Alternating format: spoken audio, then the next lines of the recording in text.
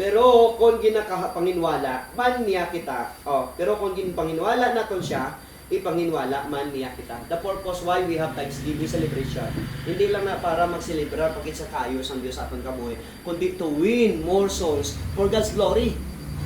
Nga ipakita sa tanan nga mga tao nga ang mga anak sa Diyos nagagather together para sa pagsimba kapag dayo sa Diyos, kag pagsinggit kagani sa imong presidente. Di ba subong daw sa balota naman ng aton nga mga presidente kang Malacanang da mga people's power naman gilinawan na.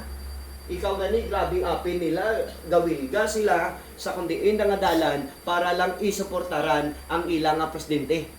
How much more ang aton nga ginasinggit kag ginasuportaran ang Dios sa aton kabuhi. Yes. Di sa aton pagsuporta sa ila pagwilga daw sakripisyo na da sila init, di ba? Init, magasto na da sila. Pero wala nila gina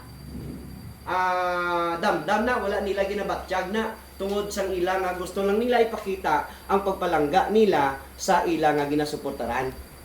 Same man na supposed to be ang aton attitude, di ba? Wala ta nagalantaw sa mga kabudlayan. Ang importante nga ma-ilip up kag masinggit naton ang aton nga pagsuporta kag pagdayaw sa Dios. Yes. Na ang Dios gamhanan nga Dios nga dapat naton ipakilala sa tanan nga mga tao.